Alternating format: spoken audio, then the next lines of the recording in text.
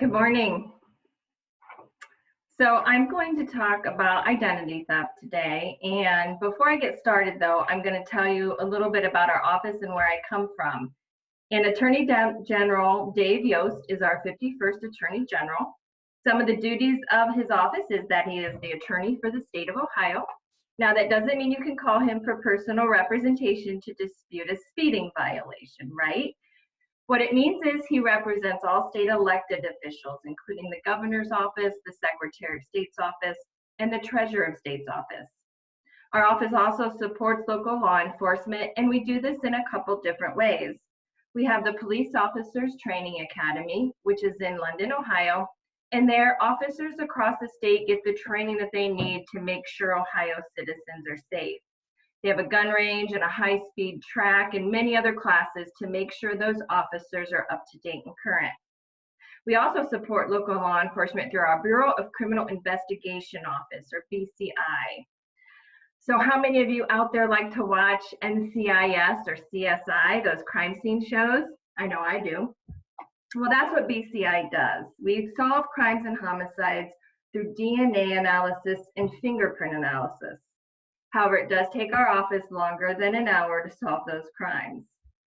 Our office also enforces laws that are passed by the General Assembly, and those laws include environmental protections, charitable organizations, and consumer protections. And I'm here today from the Consumer Protection section of the office.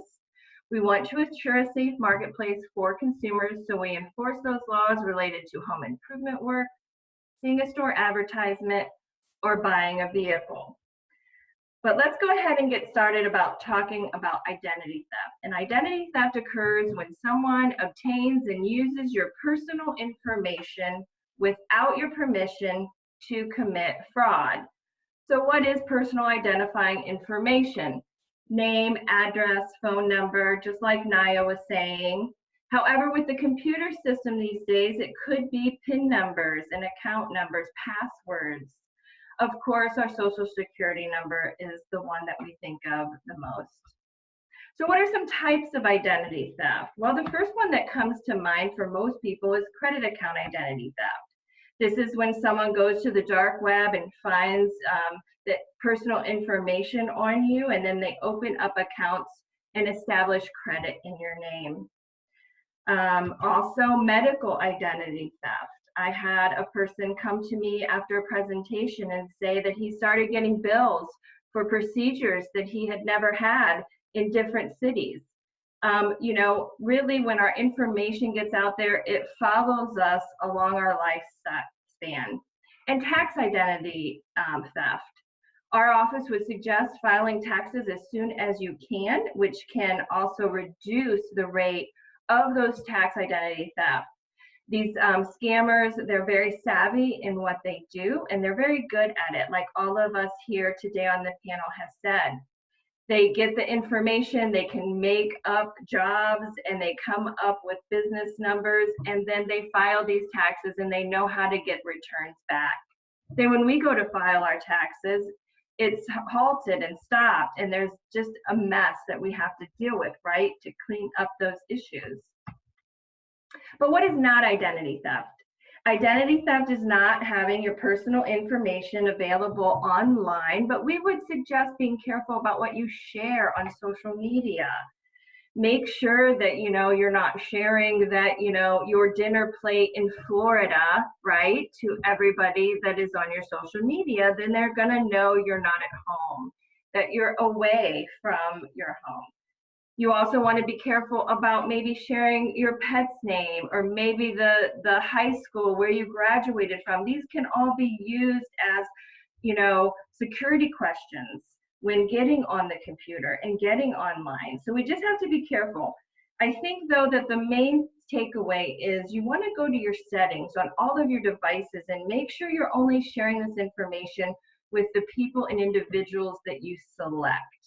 If we leave this open to having anybody see the things that we post on social media, that's where these scammers can just take screenshots, really, of our entire post on social media, our picture, and then they can start sending messages to try to get information. And like Mickey said, these are those phishing schemes where they're going to fish for this information. Also, what is not identity theft is authorizing someone to use your information. So for example, several years ago, I had a surgery and I needed someone to come and just get some groceries and do some housework. So I gave them my credit card to get those groceries. Now, you would want to make sure that that individual is a trusted individual and that they don't go off and they don't use your credit card to put charges on it, right?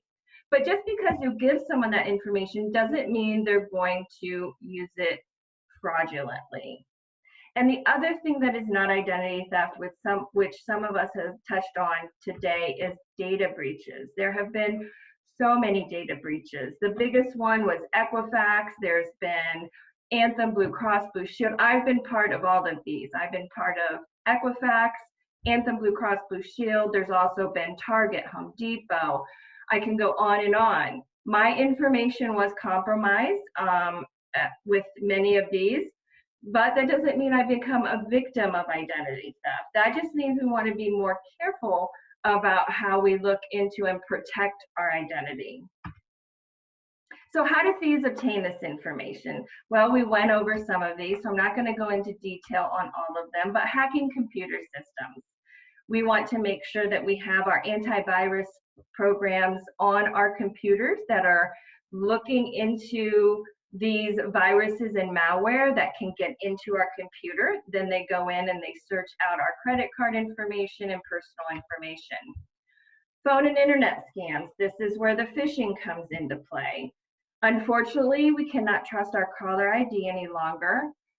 These are the spoofing scams where they can download an app and they can put any business and any phone number in that spoofing app that they want to appear on your caller ID. I'll give you a quick example because I think that it's a good one. Diane from Lancaster called our office and she said one morning she was sitting at her kitchen table having coffee and the phone rang. So what do we do before we answer the phone? We look at the caller ID, right? Well, it said it was the Columbus Police Department with a 614 area code. So she answered it immediately. Hello, Grandma? Jake, is that you? Yes, Grandma, it's Jake. Well, what's wrong? Are you okay? Well, I skipped school with a friend today and came to Columbus and I was in a minor speeding accident. Well, you know where I'm going with this. This is the grandparent scam. These scammers notched it up another level and they spoofed the caller ID to make it seem like it was the police department. So right away, Diane is scared for her grandson. And this is, you know, a police station. Her heartstrings are also pulled, right? And the grandson, Jake, is saying you have to go get a prepaid money card immediately. So they don't want her to think through it. And she lost $1,200 to the scam. So we have to just be listening to ourselves and trying to figure out if it is a scam. Lost or stolen wallets. Try not to carry personal information that you don't need on you.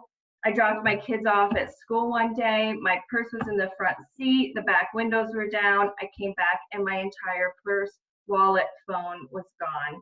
Someone reached in and grabbed it.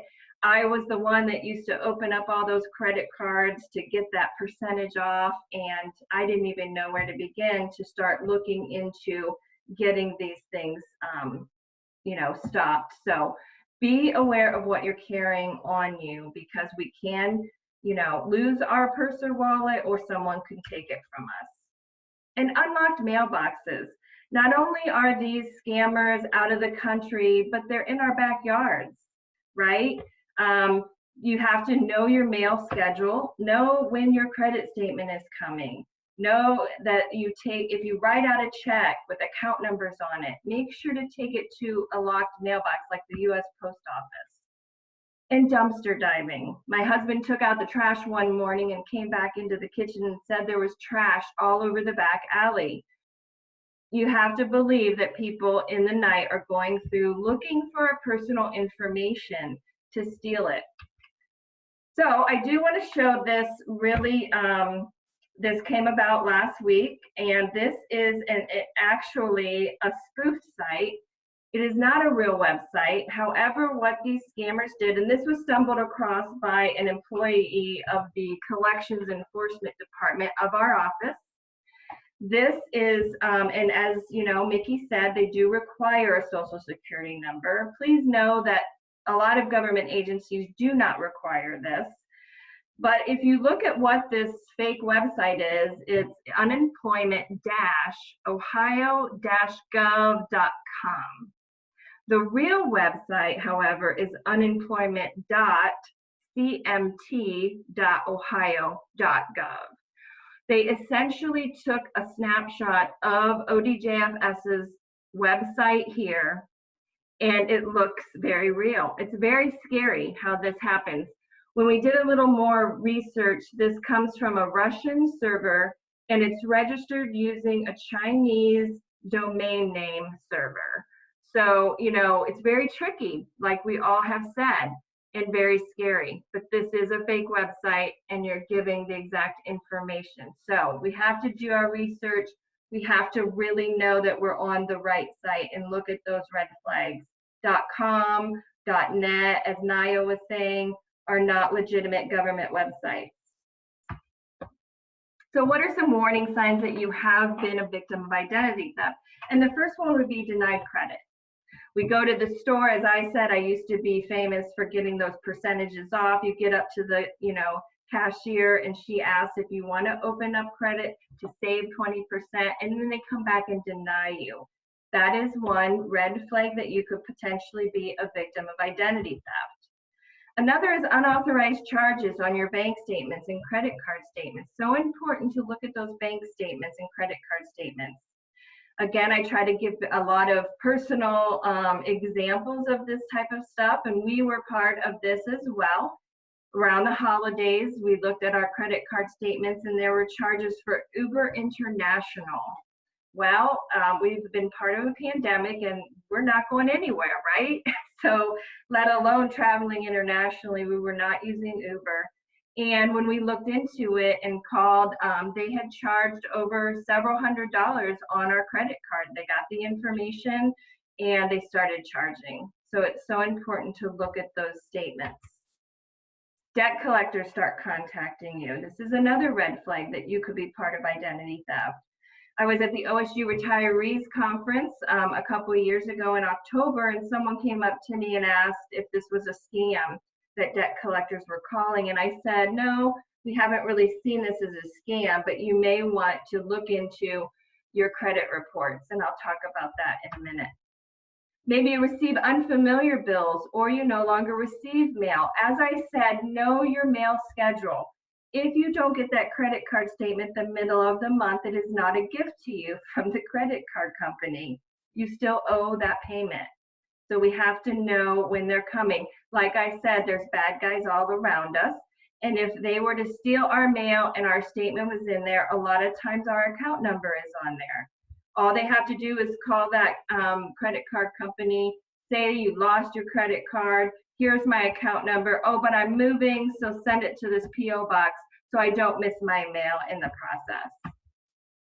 And errors on your credit report. This is the one true way to see if you have been a victim. Everybody gets one free weekly credit report from the 3 credit reporting agencies, and this changed because of the pandemic. We get one weekly credit report until April 2022. Those credit reporting agencies are Experian, TransUnion, and Equifax. You can also go to annualcreditreport.com to request a credit report, and it does not affect your credit score to run your credit report. And again, it is free. This is what annualcreditreport.com website looks like, and this is just an example of what your credit report could look like. It has your personal information and then all your open accounts and established accounts after that. You can also place an initial fraud alert on by contacting one of the 3 credit reporting agencies. This is in effect for 1 year, and again, it does not affect your credit score to place a fraud alert. What a fraud alert does is it just helps. So let's say you were at Macy's and you're checking out and you decided to apply for that credit card. You're going to get a phone call from one of the credit reporting agencies asking, Are you trying to open credit at Macy's? So this is just helps reduce that risk of fraud. But you can put a freeze. You would have to contact all 3 credit reporting agencies. It lasts forever.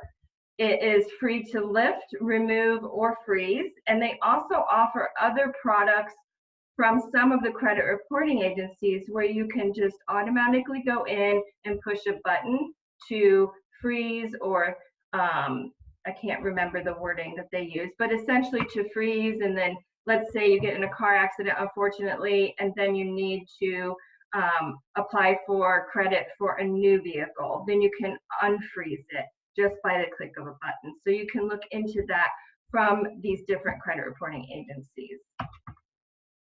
Also, we can protect your child's identity. Anyone under the age of 16, if you prove that you are a guardian or you are caring for a disabled adult, you can also freeze your child's identity. And this is important because once they get to an age where they're applying for colleges and grants and loans, and they don't realize they've been a victim of identity theft, it will be quite a mess to try to resolve. So this is something that you can also look into.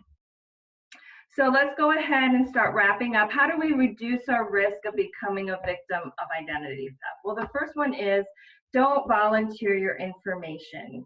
Protect our information as best we can and ask somebody, why do you need it? Many times if, you know, I think it's just a habit that a doctor's office asks for a social security number, they already have it. So ask them, why do you need it? I don't really want to give you that information. And a lot of times they don't necessarily need it. Of course, some organizations, like Mickey said, ODJFS, they need that to track you and to make sure all the things are in place that follow us. Shred those documents. Don't just throw away things with account numbers and personal identifying information on it. Shred them. And I would also say, you know, go one step further. And if you're on a certain medication that you know is a popular one, take the label off the medication bottle and shred that as well. Monitor your financial statements. As I said, creating a mail schedule is also a good practice. And don't carry that extra personal information. We should memorize our social security number and keep it locked away and protected. So we offer help for victims of identity theft. The first one you could do is go to identitytheft.gov if you want to try to do it on your own, and that's the FTC's website. But we offer at our office traditional assistance where sorry, I just lost my train of thought, but someone's going to be assigned to you and they will work with those credit reporting agencies and debt collectors on your behalf to resolve your identity theft. So if we can remember this acronym SHRED, make sure to use secure websites when possible, use hard to guess passwords, review your credit reports, empty your wallet, and dispose of anything appropriately. That is a good start in protecting your identity. You can file a complaint with our office by going to ohioprotects.org, and that is where you can also get information on filing that you need help with identity theft, and you can do this 3 different ways. And here are some resources that I talked to you about today, the 3 credit reporting agencies. Another good thing to do is opt out of those phone calls, opt out of receiving that junk mail. These are all just good tips and ways to try to protect your identity.